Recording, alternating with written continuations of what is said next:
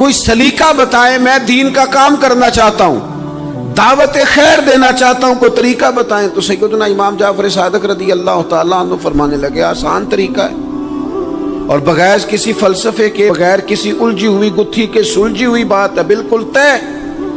تو دین کی تبلیغ کرنا چاہتا ہے؟ اس نے کہا، تو فرمانے لگے بڑا آسان نسخہ ہے، اگر تو دین پھیلانا چاہتا ہے، تبلیغ کرنا چاہتا ہے، تو دین پر عمل کرنا شروع کر دے۔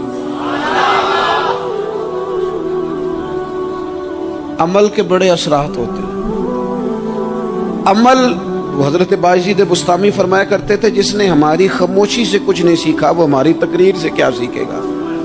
یہ جو عمل ہوتا ہے یہ اتنی بڑی خاموش تبلیغ ہے، اتنی بڑی۔ امام جعفر صادق فرمانے لگے تو عمل کر، وہ تیرا عمل کرنا۔ آپ پڑھیں گھر میں نماز، آپ کے بچوں کو شوق ہو جائے گا۔ آپ کھولیں گھر میں قرآن مجید، آپ کے بچوں کا دل لگ جائے گا۔ آپ بیٹھے تسبیح لے کے کہ آج میں نے آدھا گھنٹہ محبوب کی بارگاہ میں درود و سلام عرض کرنا ہے، بچوں کی طبیعت لگ جائے گی۔ عمل جو ہوتا ہے اس کا فیض بٹتا ہے، نیکی میں آگے بڑھنے کی جد و جہد، کوشش کرنا کہ میں ذرا خیر کے کام میں آگے نکلوں۔ کیا کہا حضرت عمر نے؟ کبھی ہم سنتے ہیں باتیں، کبھی اس کی گہرائی میں اترو نا۔ سیدنا فاروق اعظم فرماتے میری ساری عمر دوڑ لگی رہی کہ میں ابو بکر صدیق سے نیکیوں میں آگے نکل رہا، ساری زندگی میری دوڑ رہی، جد و جہد رہی کہ میں ابو بکر صدیق سے آگے۔ 2.5% زکوٰۃ ہے، عمر کہتے ہیں میں 50% لے کے آیا تھا، لیکن میں 50% پہ پہنچا تھا تو ابو بکر 100% پہ پہنچ گئے تھے، وہ سارا ہی لے آئے تھے۔ میری دوڑ رہی، جد یہاں بھی دوڑ ہے، میری عزت کرو، میرے آنے پہ کھڑے ہو جاؤ، معاذ اللہ میرا اکرام کرو، میں فلاں صاحب ہوتا ہوں، قبیلے میں، برادری میں، سوسائٹی میں، سماج میں یہ نام رکھتا ہوں، میں فلاں سیاسی، سماجی، فلائی، رفائی تعارف رکھتا ہوں، میرا فلاں معاملہ ہے۔ یہ اس مزاج میں دوڑ لگ گئی، اس طبیعت کی دوڑ لگ گئی، مجھے بھی مانا جائے، مجھے بھی گنا جائے، مجھے بھی شمار کیا جائے، میرا بھی نام ہو جائے، مجھے بھی اگلوں میں رکھا جائے، قرب والوں میں میرا بھی تذکرہ کیا جائے۔ جو دوڑ ہمیں بتائی اور سکھائی گئی تھی اس دوڑ میں ہم شریک کیوں نہیں ہوتے؟ اس میں آگے کیوں نہیں نکلتے؟ وہ جو ہمیں فرمایا گیا تھا کہ تمہیں پتہ چل جائے پہلی صف کا ثواب کتنا ہے تو تم قرآن اندازی کرو۔ تو یہ قرآن اندازی کس دن ہونی ہے؟ یہ والی قرآن اندازی کس دن ہونی ہے؟ لیکن وہ قرآن اندازیاں تو ہو رہی ہیں عمرے کے ٹکٹ کی، اتنے عمرے کے ٹکٹ، اتنے عمرے کے، اچھی بات ہے، اس کی بھی کوئی مخالفت نہیں، لیکن جو کام جس میں آگے بڑھنا تھا، جس میں جد و جہد کرنی تھی، جس میں دوڑنا تھا، جس میں کاوش کرنی تھی، اس میں تو ہم پیچھے ہیں۔ زندگی اتنی تیزی سے گزر رہی ہے، آپ یقین کریں پیچھے پلٹ کے دیکھتے ہیں تو پتہ ہی نہیں چلتا کتنے سال بیت گئے۔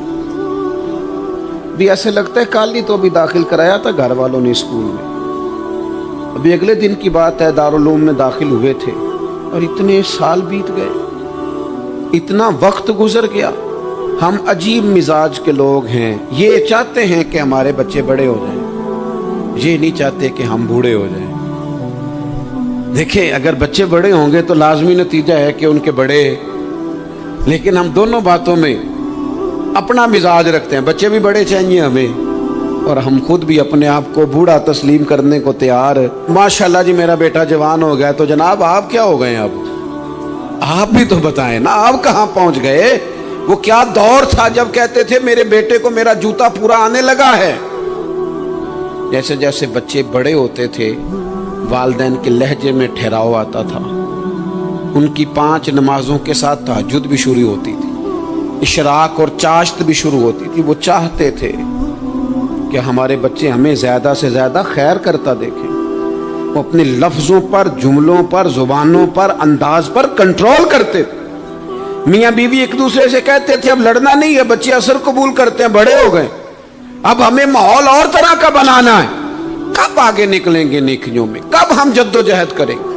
کب ہم یہ والا کام کریں گے کہ نہیں اب مجھے سنور جانا چاہیے، نہیں اب میرے اندر مثبت تبدیلی آنی چاہیے، نہیں اب مزاج میں حلم، بردباری، وقار، وزاداری، یہ چیزیں مجھے پیدا کرنی چاہیے. کب بچپنا ختم ہوگا؟ وہ کسی درویش نے کہا تھا نا کہ میں نے 22 سال کے بوڑھے دیکھے اور میں نے 65 سال کے بچے دیکھے. کہا جناب کیا معنی؟ کہنے لگے معنی یہ ہے کہ بزرگی سمجھ کے ساتھ ہوتی ہے، عمر کے ساتھ تھوڑی ہوتی ہے. وہ تو سمجھ کے ساتھ ہے، جس دور میں سمجھ آ گئی، شعور آ گیا، سمجھ گئے بات کو. ورنہ بعض لوگ معذرت کے ساتھ بعض لوگ ساری زندگی سمجھدار ہونے کو تیار ہی نہیں ہیں. وہ کچھ ایسی باتیں کرتے ہیں جو ان کے منصب سے میچ ہی نہیں کرتی، ان کے سٹیٹس کے ساتھ وہ اٹیچ نہیں ہوتی. بھئی یہ بات آپ کو نہیں کرنی چاہیے تھی، آپ کا معیار یہ نہیں تھا، معیار بلند ہے آپ کا، آپ اپنے سٹیٹس کے حساب سے بات کریں گے. تو میرے عزیز آگے بڑھا جائے. اب تو کئی ہمارے کلاس فیلو چلے گئے، کئی ساتھ رہنے والے چلے گئے، کئیوں کو ہم دیکھتے ہیں وہ کہتے ہیں یار مہینوں ہو گئے چارپائی پہ پڑے، ملاقاتیں ادھوری رہ گئی ہیں، کئی باتیں ضروری رہ گئی ہیں، کئی لوگ رخصت ہو گئے. تو کیا ہم کب کس وقت ہم عبرت پکڑے؟ بس چپ کر کے جنازہ پڑھ کے آ گئے کہ صرف اسی کا ہونا تھا، قبر پہ فاتحہ پڑھ کے آ گئے کہ صرف اسی کو دفن ہونا تھا، کسی کی کل خانی میں چہلوں میں شرکت کر کے آ گئے، کسی کی ہونی تھی میری ہونی نہیں ہے. اپنے اعمال میں پختگی لائی جائے، آگے بڑھا جائے. حضرت جابر ابن عبداللہ رضی اللہ تعالیٰ عنہ فرماتے میں نے میدان احد میں ایک صحابی کو دیکھا کھجور کھا رہے تھے. کتنا ٹائم لگتا ہے کھجور کھانے میں؟ گوشت کی بھری ہوئی پلیٹ نہیں تھی ان کے سامنے کہ ساری خالی ہونے میں دیر لگے. کھجور کھا رہے تھے، بخاری شریف ہے. اور کھجور کھاتے کھاتے کریم محبوب علیہ السلام کی عالی مرتبت بارگاہ میں عرض گزار ہوئے یا رسول اللہ اگر آج میں شہید ہو جاؤں تو کہاں جاؤں گا؟ تو حضور نے فرمایا جنت میں. حضرت جابر ابن عبداللہ فرماتے ہیں وہ بات انہوں نے سنی تو وہ جو کھجور کھا رہے تھے وہ باقی کے منہ سے نکال دی. کیا معنی؟ کہیں کھجور کھاتے کھاتے دیر نہ ہو جائے، کہیں دیر نہ ہو جائے. وہ کھجور نکال دی اور میدان میں اترے اور وہ لڑے اور انہوں نے جدوجہد کی اور وہ اسلام کا نام لے کر ڈٹ گئے، رسول اللہ صلی اللہ تعالی علیہ وسلم کے پیغام پر کھڑے ہو گئے. اللہ نے انہیں شہادت عطا کر دی. انہوں نے کھجور کھانے کا وقت بھی انتظار نہیں کیا کہ کہیں لیٹ نہ ہو جائے. کیا معنی ہے؟ کھجور کھانے سے پہلے اللہ نے انہیں جنت عطا فرما دی. ہمارا تو جناب وہ میرا پروگرام بن گیا، بس میں حج کر رہا ہوں، پھر اس کے بعد میں نے ولی اللہ ہو جانا. بھائی یہ بچوں کی شادی ہو جائے، تھوڑے سے کام ہے، میں پھر مسجد میں ہی ہوں. بھائی دلی تو بڑی دور ہے، دلی دور است. یہ آپ جو باتیں سنا رہے ہیں یہ تو لمبی ساری بات ہے. یہ تو کام شروع کر دینا چاہیے تھا، اس پر تو عمل شروع کر دینا، روکا کس نے؟ آپ بچوں کے بیاہ بھی کریں لیکن ساتھ حضور کی بارگاہ میں درود و سلام بھی پیش کریں. آپ ڈیوٹی پہ بھی جائیں، رزق حلال بھی کمائیں، پر اگر رب توفیق دینا تو سویرے اٹھ کے ایک سپارہ قرآن مجید کا تلاوت بھی فرمائیں. اپنے آپ کو آراستہ پیراستہ کریں، نیکیوں کے ساتھ جد و جہد کریں. اگر اللہ تبارک و تعالیٰ نے رزق حلال دیا ہے، اللہ کی راہ میں خیر کے ساتھ بانٹنا ہے تو پھر اس میں جلدی